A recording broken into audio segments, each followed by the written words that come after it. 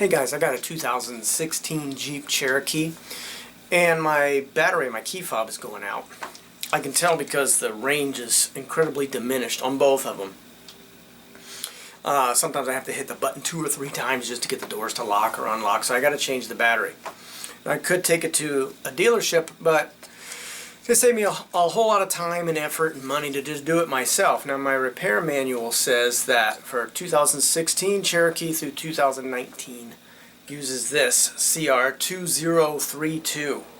Alright, so if you got a different model, you don't have access to a repair manual, or you can't find out like online what kind of battery you need, you might want to pop this little key fob open first to see what kind you need. But for Jeep Cherokee 2016 through 2019, my manual says these ones.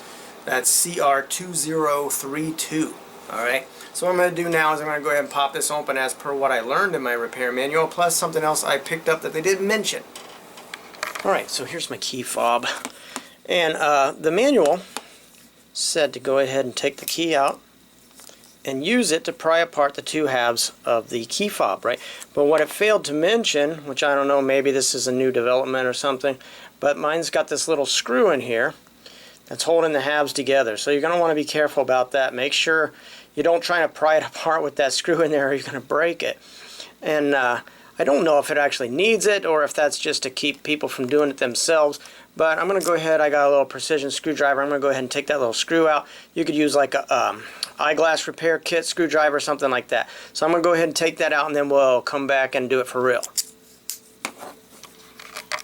Alright, we're back. And you didn't have to stick around and see me take the screw out with a tiny screwdriver. But you know what, I got this other screwdriver. I'm going to use that to pry it open with instead of the key like it said in the manual. I guess that's just to make it easier with a minimum amount of tools. So let me pry open the parts. Alright, that's pretty easy. I haven't done this before, incidentally. There's our battery. See? So what I'm going to do is I'm going to take my battery and I'm going to pop this one out of there and I'm going to replace it with my new one. Alright, just something to, you want to make sure and look what way the battery is facing.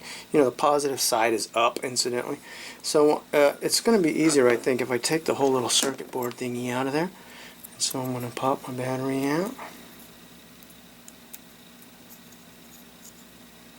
Which, you know, is harder to do when you're looking through the camera than it should be when you're doing it yourself.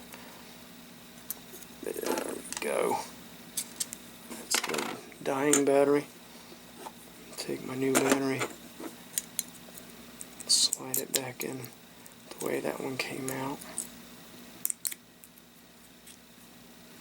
Alright, and then what we're going to do, put the whole assembly back together.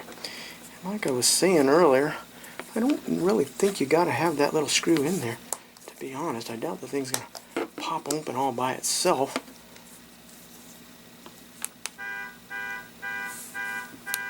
I don't know if you can hear that, but I'll tell you what, that didn't work before I changed the battery.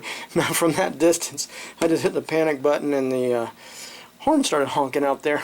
The Jeep is quite far off, and like I said, I would usually have to come right up on it and hit the button 2 or 3 times just to get the door to unlock. So now I'm good to go. I'm going to go ahead and pop that back in, and you can see it's really simple and easy to do on your own instead of taking it to the dealership and paying them. And the batteries, oh hell, I don't remember how much they cost me, like $14 or something like that for 2. And so there you go, and that's my first time doing it, so just to show you how easy it is, I figured it out right here while I'm talking to you guys, and now you can go out there and do it yourself.